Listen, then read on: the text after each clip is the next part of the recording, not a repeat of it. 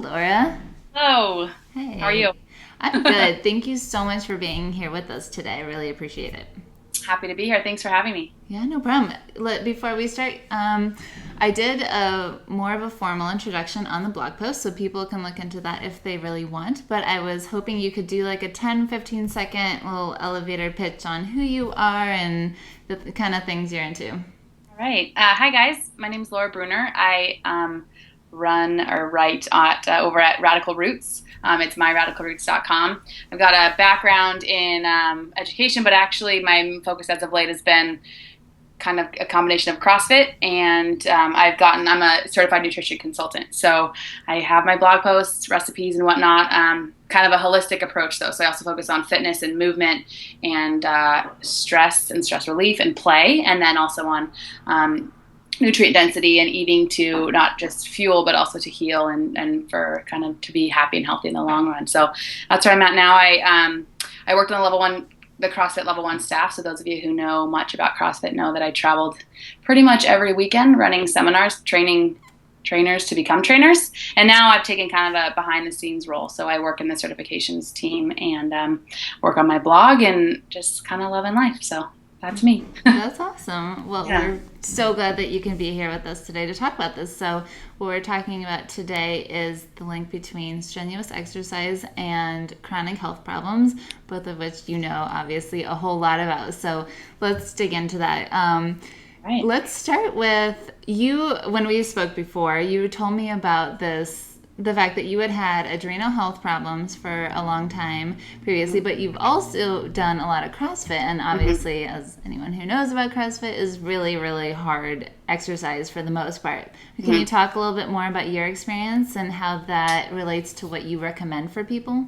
Yeah, so my adrenal health issues actually started kind of a while back, way before I found CrossFit. I found CrossFit in 2009 or 2010, something like that. And up until that point, I was an endurance athlete. So I was doing half marathon training, triathlon training, and not just training for those races, but really overtraining for those types of races. So I had a schedule that I was supposed to follow, but I'd sneak in like extra half an hour on the elliptical or, whatever I could possibly do. So, and at the same time, I was also a vegetarian, so I wasn't getting a lot of the nutrients that I needed. Found CrossFit, fell in love, found whole food, real food way of eating, added a lot of meat back in, especially a lot of red meat. So I went from being anemic and all kinds of issues. Got my stuff together and then started doing a lot more CrossFit. And the problem with that is that I fell in love with CrossFit, but I wasn't actually doing it. What I was doing was taking the mentality of an endurance athlete into a CrossFit gym. So if I was actually doing CrossFit, it would be like you go in, you train for an hour, you then go home, eat well, recover, and play.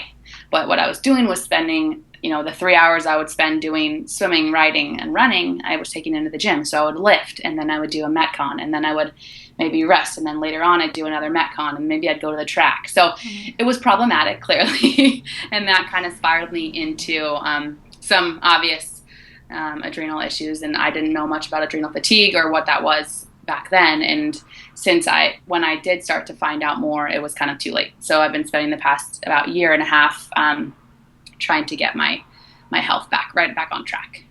So that's kind of where I'm at with that journey. Oh my gosh, that's so interesting. I feel like Yeah. so many people can relate to that because I think a lot of us are coming from an area. I mean, I was also vegetarian, but it was like I was eating enough that I would sort of get food, but then I also wanted to burn it all off because I didn't want to gain weight, and it was just Calories. Calories, and I was counting, and I would replace my meals with Ben and Jerry's instead of actually like fueling myself with real food. But then way over, running marathons and half marathons and all of that because I felt like, oh, I could negate that, right? So hopefully that resonates with a lot of people. But so what has been your path? Like, what have you done, and how has that impacted what you do with CrossFit?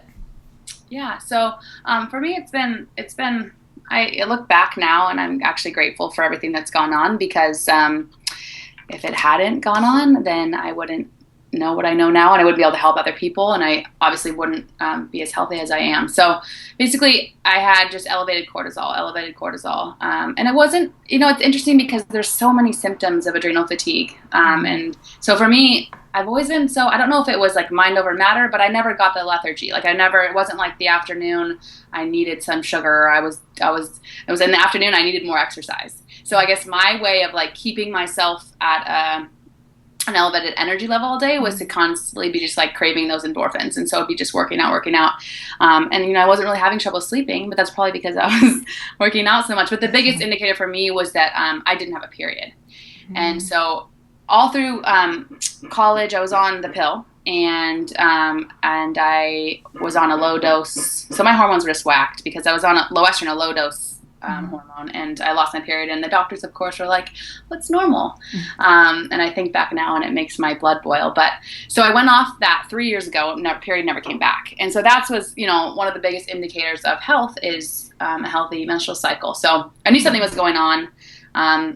I also, for all the time I was spending under a barbell, I wasn't putting on any muscle. So, and that's another big symptom of adrenal fatigue, is just the inability to really build muscle. I was just kind of skinny, but like, I don't know. And so I finally was like, I need to do something about this. And it took like 3 different doctors. First I went to a naturopath, and she just put me on progesterone. And you can't fix a problem with a Band-Aid, really. I mean, you got to kind of get to the root of it. So I kept exercising the same amount and just was putting like progesterone cream on my arm every day. That didn't do anything. And so then actually what happened was I hurt myself. And so I had to take a step back. And I think that injury was probably one of the best things that could have happened to me, because I was forced not to train. And I was forced to put my energy into other things. And that's when I started really getting into nutrient density and nutrition and true health. And I had always had this correlation of health is exercise, fitness. And now I realize that it's so much more. And so I had to take a step back, and it's improved my coaching tenfold, because I realize now that more is not better. You can become more fit and more healthy and more well-rounded if you actually follow the true CrossFit prescription, which is, you work out maybe 3 days on, 1 day off, and you're going in and you're doing one thing and you put everything into that, and then you go home. And so what I found to work really well for me is that when I had to take some time off, I would just work on mobility, or I would just work on strength movements that made me feel good. And I was still moving, and because I think that's really essential. I don't think anyone suffering from adrenal fatigue should stop exercising or stop moving, because movement and exercise are also a form of stress relief if they're done right. Anyways, I started healing, and now what I found, I'm still on my journey. I'm still trying to heal, and my blood work's all, and the tests I've done, and everything's improving. So I'm on the right track. What I found to be really great for me now is I'll go in 3, 4, maybe 5 days a week. Listening to my body is the hugest part, and I'll typically just do some strength work. So it's the metabolic conditioning that for some people, if they're on the far end of the spectrum where they're really dealing with adrenal health issues, that probably don't want to be getting in that metabolic conditioning frequently. Maybe once a week is fine.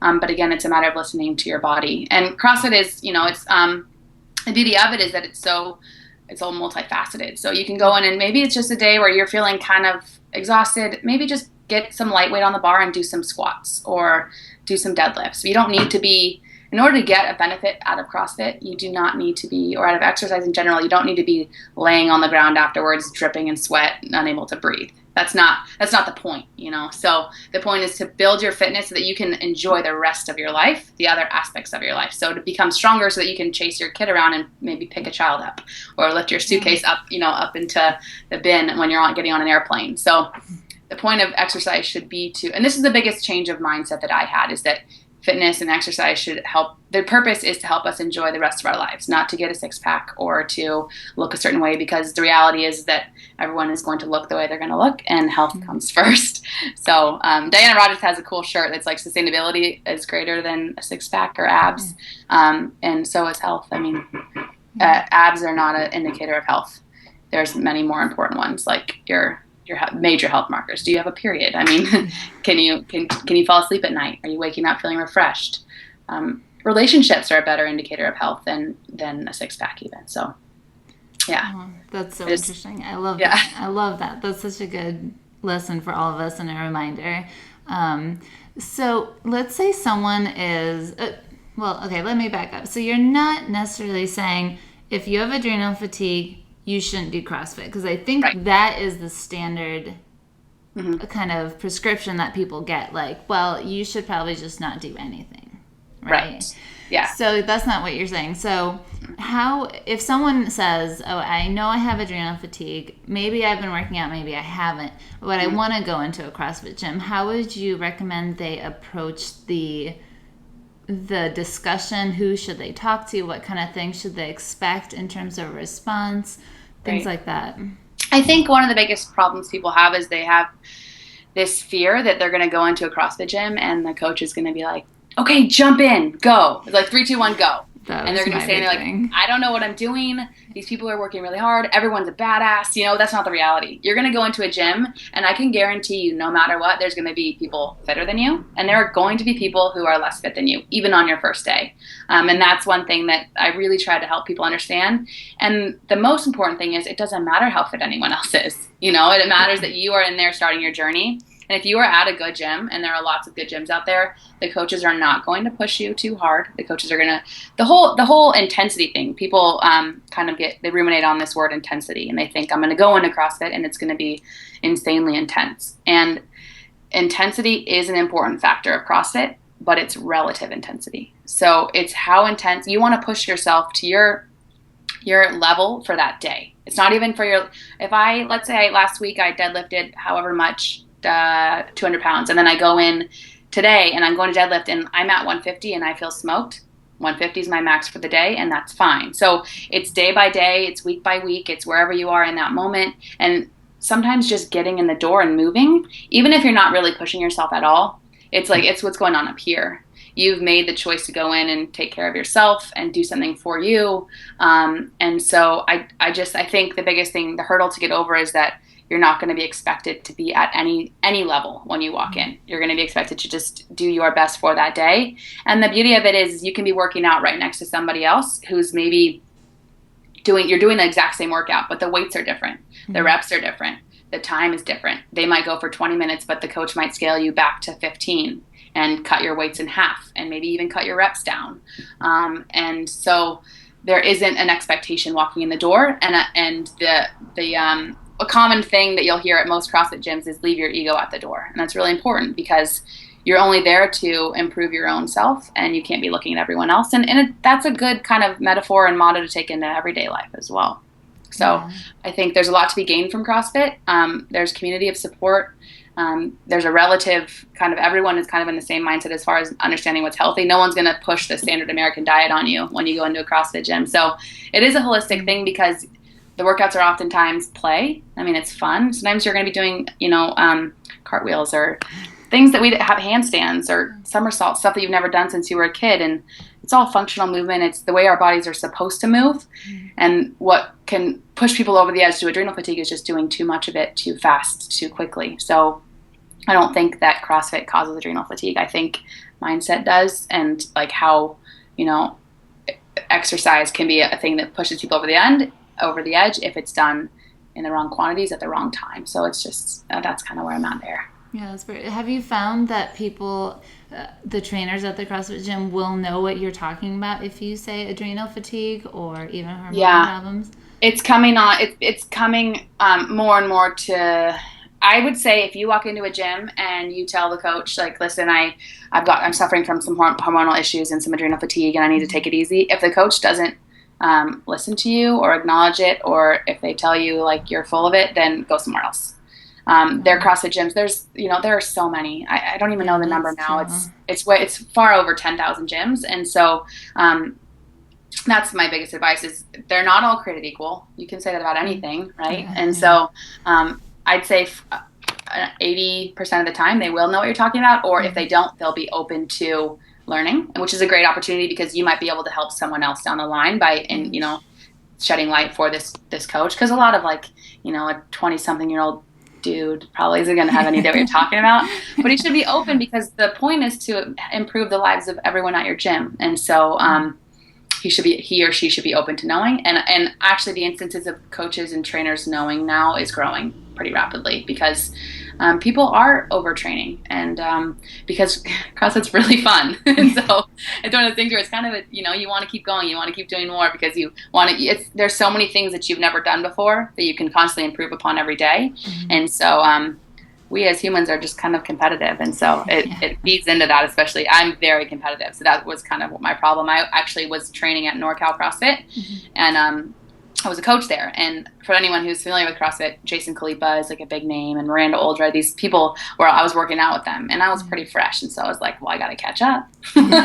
So 6 hours a day. I mean, that's exaggerating, but yeah. So I think to answer your question, I keep kind of rambling, but I'd say I would say just again, if you're even your trainer should know or have an idea, and they should understand. I mean, it's very clear that there's a correlation between fitness and exercise and hormonal balance, and so if they don't or if they're not open to learning, then it's probably time to find a new gym.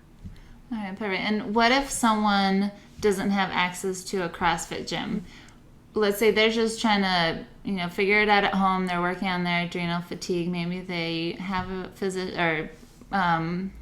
healthcare provider that they're working with. Maybe not. But how would you say you stratify like the natural movement where you're walking or the yoga and things like that and the weightlifting? How do you find that that's optimum for hormonal problems or adrenal fatigue? That's a great question. When I was at my craziest time, when my adrenals were really kind of jacked up, I was only going into the gym twice a week, and at those times I was only doing like mobility work and like working on my squat and then lifting pretty light just because of my injury. So and the other days I was doing yoga, and I was walking a lot, and I was climbing trees, and I was playing as often as I could, taking my dogs to the park. So I was moving every day as often as I could. But I think a big part for me was mindset and thinking of movement and exercise as natural and as fun and as play versus like, I have to do this. And I think that's where the big line comes. It's whatever sort of movement is going to make you feel happy and make you feel fulfilled, and it's going to feel like play. I think that's what people should do. So, and I do think that functional natural movement is incredibly important. I think we need to take our joints through a full range of motion every day. So that can be, for some people, that means like when you're working, sit on the ground. Because in order to sit down on the ground and stand back up, you're doing an air squat. And so it's like little things like that can make a huge difference. Instead of driving, if you're driving somewhere to go shopping, park in the absolute furthest parking spot. So like little things like that, you're still getting natural functional movement in every day, but you're not necessarily having to spend an hour like killing yourself in the gym. Yeah. It's just not that, and instead of asking someone to pick something up for you, carry your groceries yourself. Do little things like that. You're actually, you're doing a deadlift by picking up your groceries. You're doing a squat by sitting on the ground and standing back up. If you go hang from a tree, that's, it's a first step to a pull-up. Some people can't even quite hang yet. So look for a tree, jump I'm up, working hang. on it. Yeah. And you're building the strength and the movement and the patterns to be able to eventually do a pull-up. But you don't need to jump into a gym and push yourself to the limit right off the bat. You need to, and also you don't need to be in any sort of prerequisite shape to go into a CrossFit gym. And I think that's what people think, like, I'm going to take this year and I'm going to really get in shape and then join CrossFit. It's like, no, you don't have to do that. But you don't have to have a gym to do CrossFit and to move functionally and to move naturally. Just start like baby steps. And Google here is a beautiful source. So you can look up. I think one thing everyone should be doing every day is squatting, sitting down, standing back up of their own devices. I feel like once you lose the ability to stand up on your own out of a chair, that's when your quality of life is really going down. And I'm not talking about someone who's injured or like has a broken leg. That's a different thing. But you're in like your health is where it's at, and you're healthy like relative to where you are. Then and you can't stand up. I think then something's gone wrong, and it's trying not to ever get there. That's the goal. So we got to take care of the inside, the hormones, and I think that fitness is all a part of that too. Yeah, absolutely. As a bonus question, what shoes do you wear? I wear, it depends. If I'm lifting heavy, I wear Chucks, which I actually just took off because I just came from deadlifting. So I wear Chucks. Really? That's what you, okay. And then I have, I wear Vibrams. when I'm out hiking or playing or running or walking. The five fingers. Okay. Yeah, but I just bought a pair of, I'm not sponsored by them or anything, but I'm just going to say it, of Earth Runners, which is a really cool sandal that I found on Instagram, actually. And I've been following them for a while, and I was like, okay, I got to try it. So they're apparently like, they're like ultra marathon. You can run in them. You can wear them all the time. And they're cute too. So those are in the mail. Oh, that's awesome. I actually have been following them too. I should really spring for those sometime. That'd be fun. It's one of those things where, like, if I want something kind of expensive, I'll like wait, and then if I'm still thinking about it, then I'll usually just cave and buy it. So, but I'm gonna do a blog post on shoes, I think. Awesome. Like what I use for and how it's changed me, because I used to wear the CrossFit Nanos, and they're just too much shoe for me. I like the as minimal as possible. Yeah. So awesome. Well, let me know when you do that, and then I'll link to that article for this, so that people can look up what you have to say. And then lastly, let's talk about food real quick, because I think that's food. The other thing that me too. Talking about it, smelling it, eating it. No. So how does food fit into this entire equation of if you have hormonal problems, and what do you eat, what kind of macronutrients but also micronutrients? So when I first started, switched over to the paleo, I was doing zone for a while. That's a big thing in CrossFit, which I actually found a lot of success with. Really? What? From a weight loss or muscle building or what? As far as insulin levels staying level. So when I was a vegetarian, it was like bagel and banana in the morning and with orange juice, and then lunch was like yogurt and granola, and then dinner maybe like, I don't know, something else like pasta.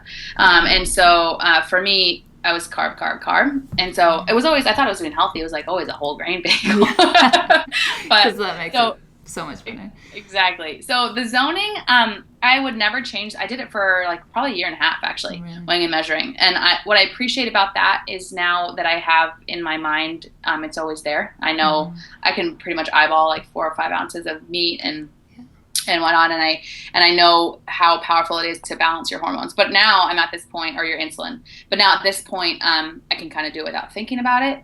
But I also am not so regimented. So for me, weighing and measuring every day could easily spiral into something that kind of becomes unhealthy. Yeah. Plus, it's not a lifestyle. Like, it's not. You need to be able to just enjoy life. Yeah. And I think more than anything else, you need to be able to enjoy or read your body. If you get to the point where you're weighing and measuring every meal, then you're not really listening to what you need. And so now, from there, actually, I went into low carb.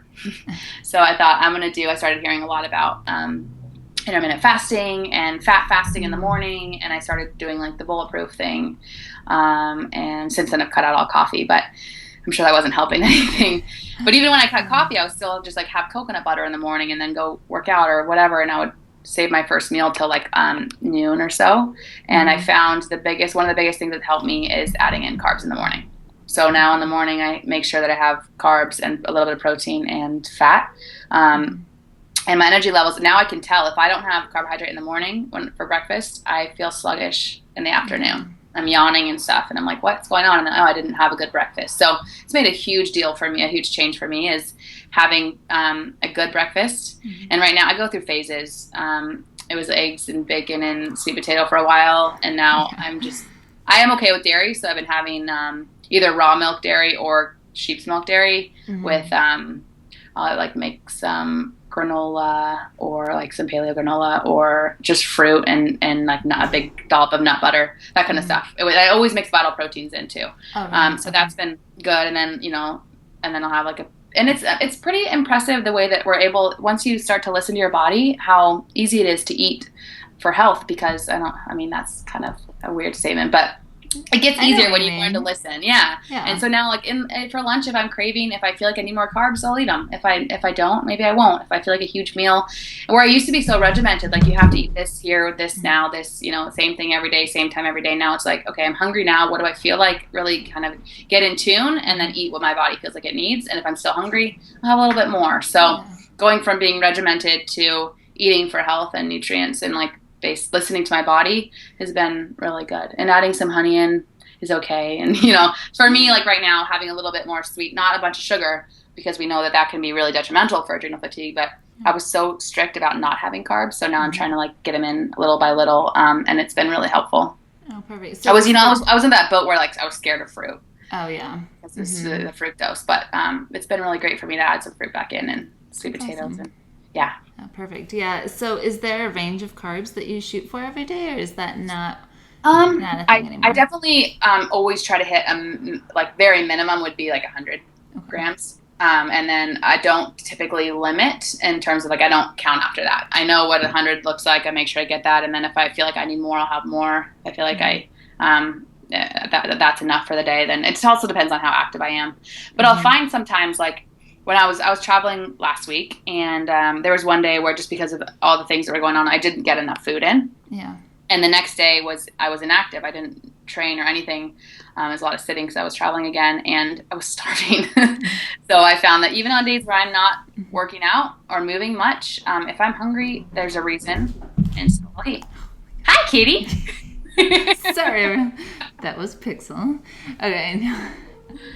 Okay. Oh, that's really interesting. Perfect. Yeah, I think I've had a similar experience with the cutting carbs and the being scared of fruit and all of that ridiculousness. I think generally I try to shoot for 150, just for comparison. But I think everyone's a little bit different in terms of, I think on top of this and on top of the movement, and then there's the food, and then there's this whole how do you deal with stress and how much stress is on you, because I think the days that I am stressed out, I seem to need more carbs as if I was working out. Like my body and my hormones almost react as if they're under the same stress, which isn't surprising, but I think a lot of times we don't think that that's the case. Like, well, I just sat around and I stressed out, but no big deal. It's just like, eat nothing today or whatever things that people want to do. It's amazing how some people can kind of try and manage their stress by controlling what they can, and that control turns into controlling diet, which can be detrimental in and of itself. So I didn't mention, but I started meditating too. And I think if you're stressed, and then you go to CrossFit at the end of the day, and then you go home and you're stressed, then it's not improving your life at all. Yeah. But I think if you're in the rest of your life, you're managing stress, then I think it can be really beneficial. So for me, that was meditating, waking up in the morning instead of like grabbing my phone and like seeing all the stuff I have to do. I would take 5 minutes and meditate, and that helped a ton too. Did you do just regular meditation on your own, or did you use an app like Headspace? I did it on my own. Someone recommended to me. My friend is a mindfulness coach, which she's been so great. Yeah. So I went and got these cool bells, which I'm gonna grab them real quick. Hold on. Okay.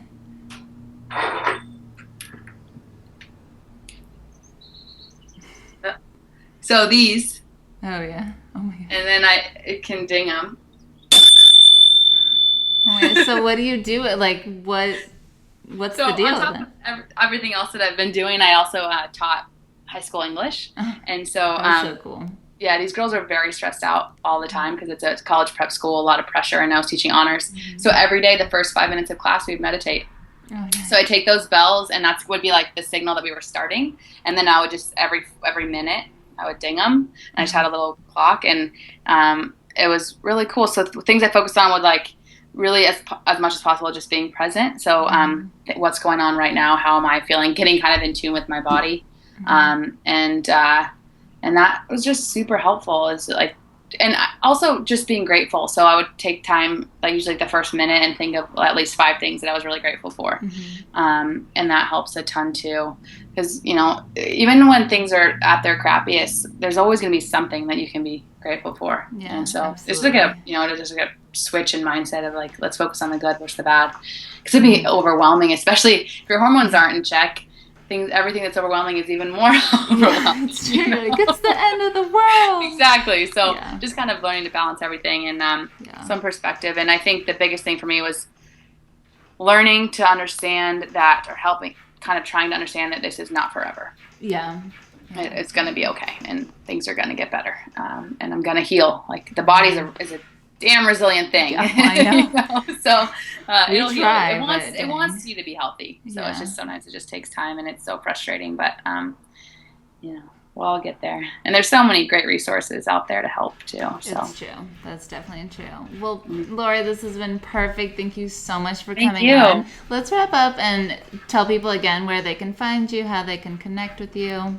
Awesome. So my blog is myradicalroots.com, and I'm on Instagram, radical.roots, and Facebook as Radical Roots. And I'm just getting to the Twitter game. I'm still trying to figure that one out. I haven't ventured over there yet, but we'll see. Wouldn't rush. It's just Laura Bruner or my_rad_roots at Twitter. Awesome. But yeah, it's been really a pleasure. I can't thank you enough for having me on. Oh, absolutely. Thank you so much. Awesome. Have a great day. You too. Bye, guys.